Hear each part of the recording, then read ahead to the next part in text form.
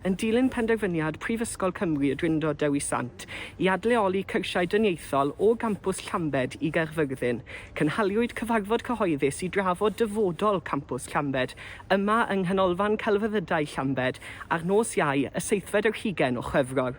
Oedd yn dda iawn I weld gymaint o bobl y dre wedi troi allan, yn ogystal â myfyrwyr ac yn y blaen.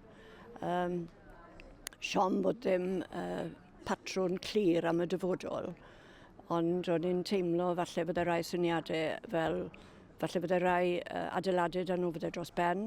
Wel, o'n i ddim yn hapus iawn fel oedd y Vice Chancellor wedi siarad, achos o'n i'n meddwl siarad oedd hi'n rhy hir a dim gweud lot wrthyn ni.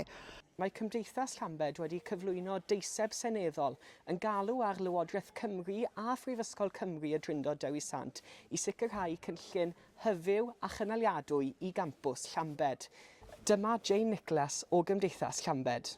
Y peth positif am y cyfarfod oedd y cyfle I edrych i'r dyfodol a meddwl am beth fydd dyfodol y campws ac I glywed y brifysgol yn dweud bod dyfodol i'r campws. Dyn ni'n falch iawn bod ni wedi cael ein enwi yn y rhestr o bobl sy'n mynd I gael gwahoddiad i'r cyfarfod I drafod y dyfodol. Dwi yn personol yn teimlo oedd e bach yn hwyr yn y dydd, falle dylwn ni wedi cael cyfle I mynegu barnu lot yn gynt ac I drafod.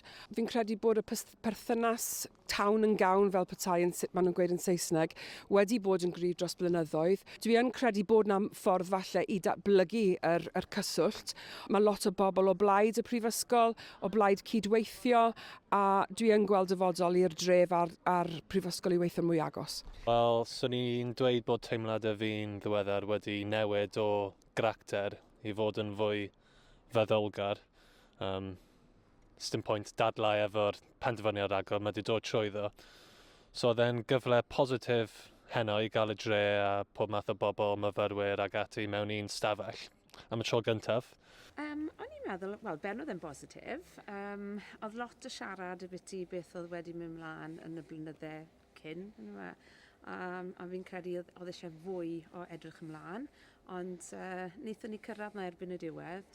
Yn gam pwysig, ac yn dangos hefyd bod nhw eisiau cael y drafodaeth, ac mae hwn ydy nid diwedd y campws yn Llambed, ond dechrau cyfnod newydd i'r campws. Dwi'n meddwl bod yn bwysig bod yr grŵp yma o rhyngdeiliad rwan sy'n cael ei sefydlu. Dwi'n meddwl bod hwnna'n bwysig bod yn un cynhwysol.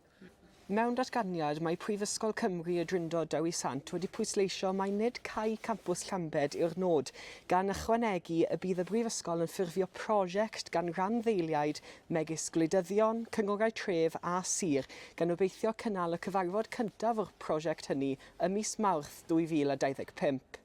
Dywedodd Llyfarydd ar ran Brifysgol Cymru y Drindod Dewi Sant bydd yr holl ymrwymiadau presennol anffurfiol ar gyfer defnyddio cyfleusterau y campws gan y gymuned leol yn parhau tan ddiwedd tymor yr haf ym mis Gorffennaf 2025, ac ar ôl hynny bydd yn rhaid I hadolygu a'i hystyried fesul achos. Esboniodd y Brifysgol bod niferoedd cyrsiau dyniaethol yn lleihau ar draws y Deyrnas Unedig, a gyda dim ond 92 o fyfyrwyr is-garddedig, nid yw'n ymarferol cynnal seilwaith campws Prifysgol gyda'i holl adeiladau a gwasanaethau. Ni fydd cyrsiau dyniaethol yn cael eu rhedeg ar gampws Llambed o fis Medi ymlaen, ond megis dechrau'r sgwrs am ddyfodol campws Prifysgol Hynaf Cymru.